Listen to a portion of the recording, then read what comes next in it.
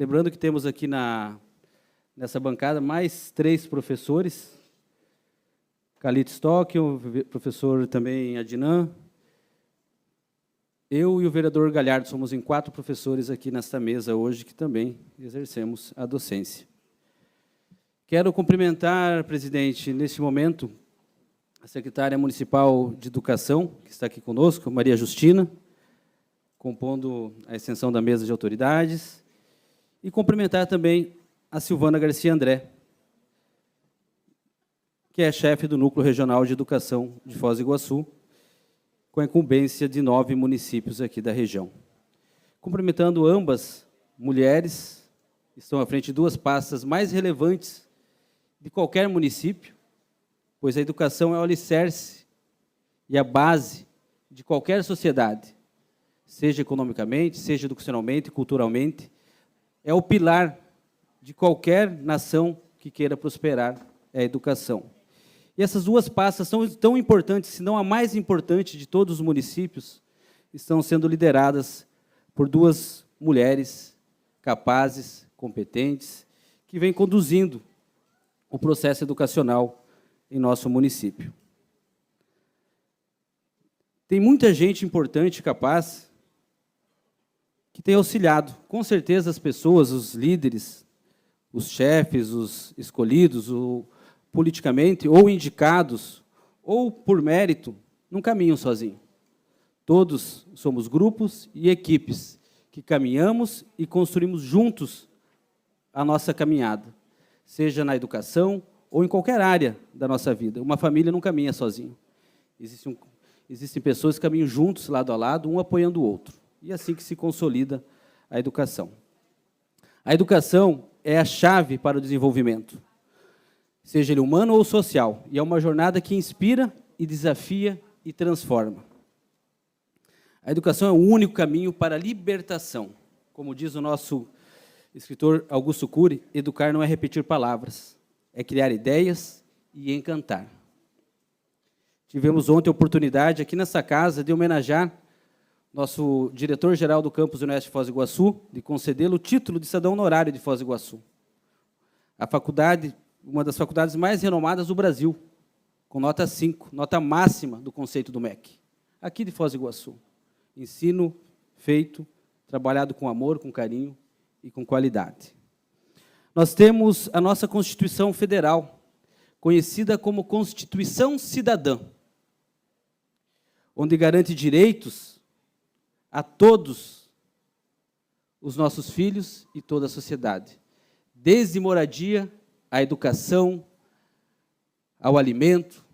Essa Constituição Cidadã, que ainda há muito para ser implementada, porque sabemos que a lei, por si só, não se cumpre.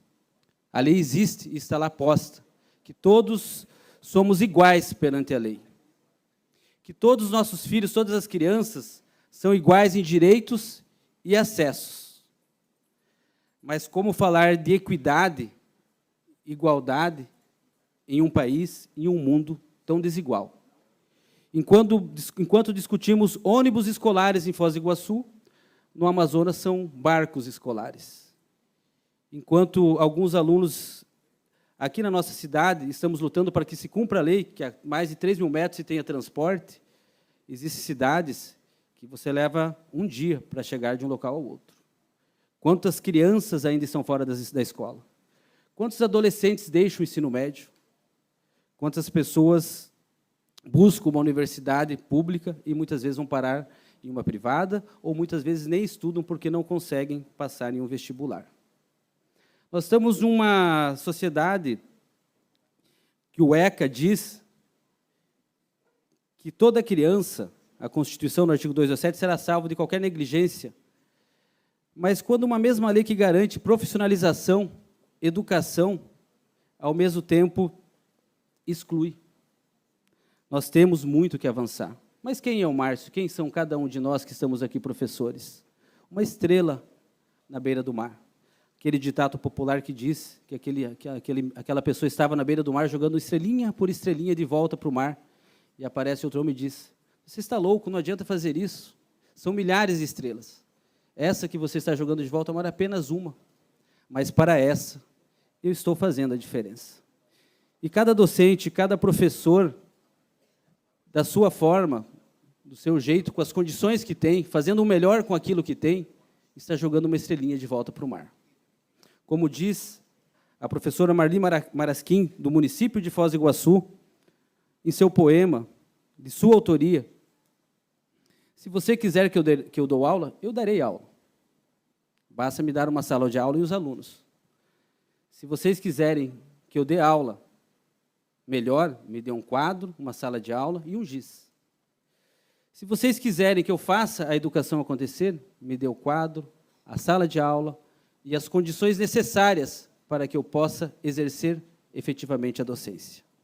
Então, muitas vezes, trabalhamos com aquilo que temos e fazemos aquilo que podemos, mas uma coisa é fato, fazemos os nossos melhores. Quantos domingos corrigindo provas, preparando aula? Como trabalhar em uma sala de aula, muitas vezes, com tantas diferenças de pessoas e de alunos? Muitas vezes a sociedade cobra uma sala de aula com 10, com 20, com 15, ou com 30, ou com 40 alunos, depende se é do ensino médio, fundamental, até de um cursinho que trabalha com centenas de alunos em uma sala de aula. Mas um aluno, uma sociedade onde 30% dos nossos jovens, dados estatísticos e reais do Ministério de Direitos Humanos, 30% de nossa sociedade ainda é vítima de abuso sexual. Uma sala de aula com 30 crianças, hipoteticamente, não é estatística nossa de Foz, mas se pegar num nível geral, 10 sofreram algum tipo de assédio ou de abuso sexual.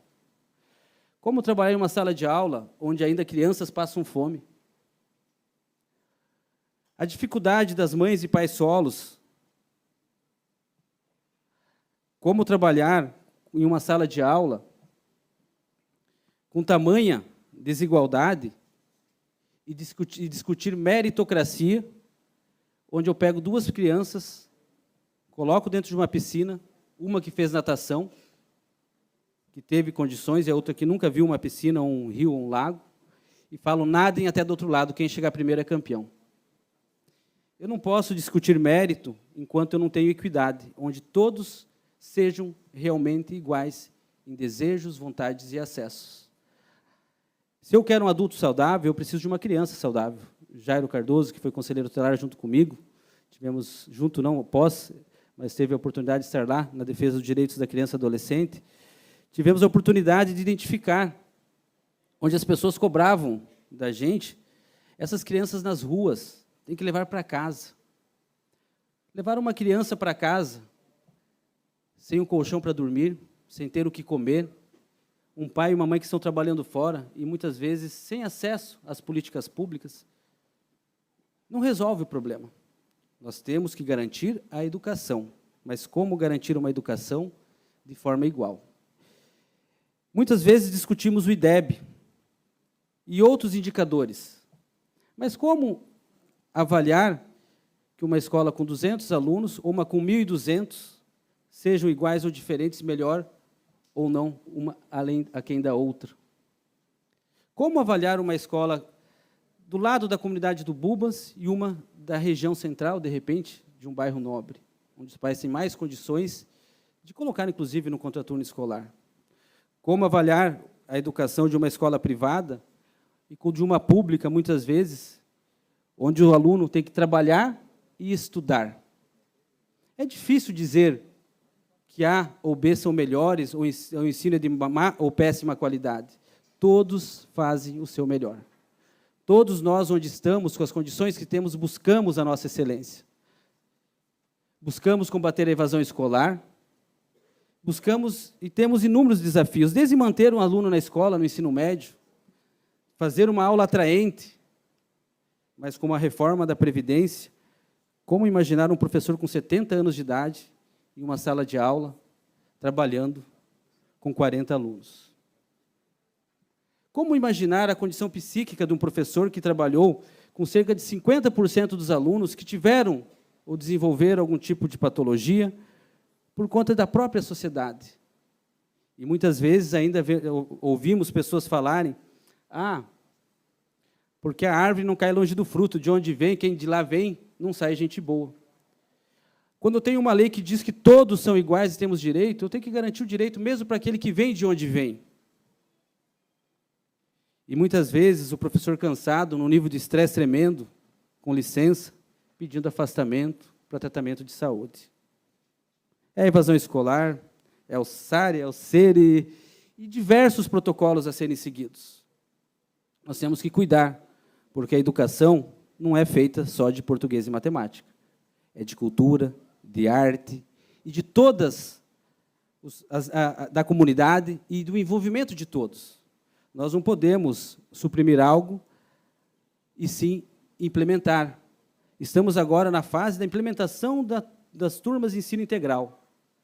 Também estamos na implementação ainda do ensino técnico, do médio técnico, mas temos muito para avançar. A educação é a única base para uma sociedade. Temos do ensino do CEMEIs, que é uma luta que nós temos há muito tempo, professores de educação física. A principal fase, nós professores, como a gente fala, não precisamos ensinar o vigário a rezar, mas nós sabemos que a principal fase de formação dos nossos filhos, das nossas crianças, é dos 0 a 7 anos de idade. O CEMEIs cumpre um papel fundamental na fase e na vida de nossas crianças. Hoje, aqui em Foz do Iguaçu, temos um alto nível de qualidade, mas ainda temos muito que crescer. Quem sou eu? Como diz o pastor Jorge na última solenidade aqui, sou apenas mais um. Temos que crescer como? Na principal fase de idade de desenvolvimento das crianças, onde o meu filho estuda aqui na PMI, aqui ao lado, eu identifiquei que lá, como cobrar de um professor e dos professores que são em sala de aula, atividades físicas de qualidade, desenvolvimento motor. E lá eles tinham balé, mas não tinham aulas de educação física. No magistério que eu fiz, e tive a oportunidade, a Yolanda sabe bem disso, nós tivemos preparação e aulas, mas o professor que está aqui em UCMEI não está preparado suficientemente para dar uma aula de qualidade na área de educação física, desenvolvimento motor e coordenação, e desenvolver projetos e planos para que realmente tenha aquilo que é necessário. Mas esse não é um problema de Foz do Iguaçu, Silvana. Justina, é um problema do Brasil. Deveria ser lei que todas as CEMEIs, 6, tivessem educadores e preparadores físicos para auxiliar os professores, inclusive na hora de atividade, para que eles possam fazer a sua hora de atividade, naquele intervalo. Enfim, mas isso vem para outro debate. Hoje é uma moção de aplauso para aqueles que fazem e acontecem em nosso país. Aqueles que criam a necessidade dos alunos pensarem, que criam a reflexão. E quando a gente sai do CEMEI, nós vamos para o ensino fundamental, nós vamos para o médio e também para o ensino superior. E no ensino superior, Sérgio Fabres, nós temos a oportunidade, com os projetos de extensões, desenvolver estudos, pesquisas, para toda a sociedade. E as universidades que muito têm contribuído com Foz do Iguaçu, seja a UniOeste, a Unila, Uniamérica e de todas as demais faculdades e universidades de Foz do Iguaçu, a antiga Facisa. Nós temos muito a crescer. Nós somos uma estrelinha na beira do mar. Ser professor e respeitar todas as crenças e religiões. Como combater o abuso sexual de crianças e adolescentes, quando muitas vezes eu tenho restrições de como abordar este assunto com salas de aulas, e muito cuidado para que também não sejamos alvos ou mal interpretados. Como combater esses 30% de crianças? Eu não tenho como me defender daquilo que eu não sei ou que eu não conheço. Nós temos que falar de tudo aquilo que é necessário ser falado. Garantir a convivência familiar e comunitária. Mas me movo como educador porque, primeiro, sou gente. Como diz Paulo Freire, educar é impregnar o sentido do que fazemos a cada instante.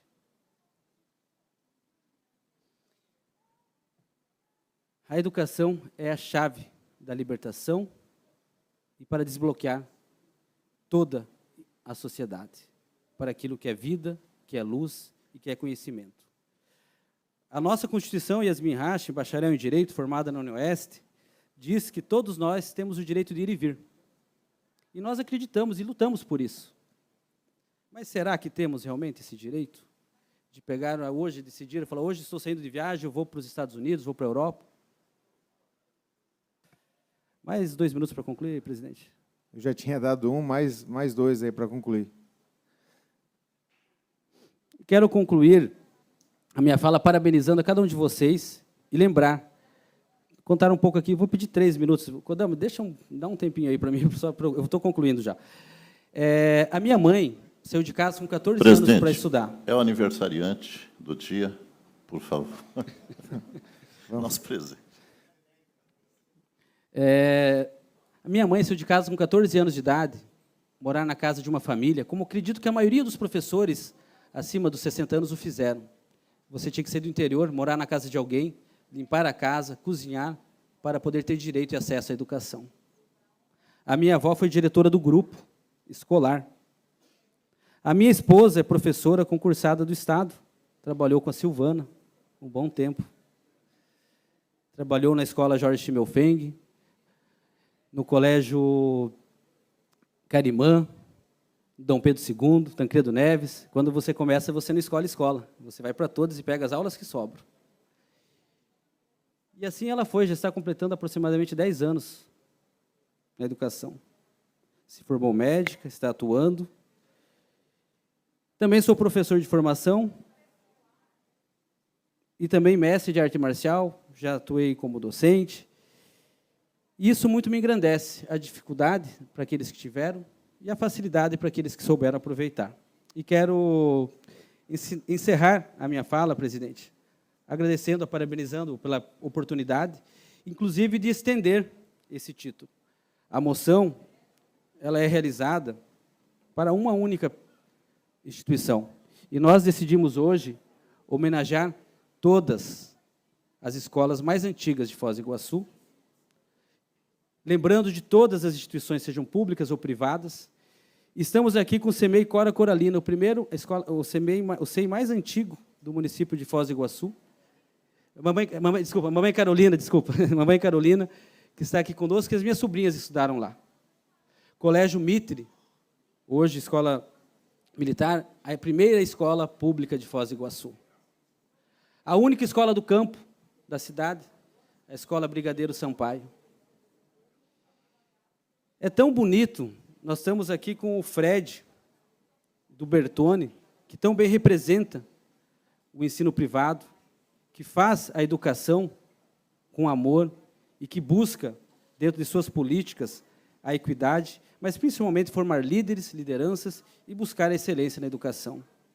O Sérgio com a UniOeste, buscando, através dos projetos de extensões,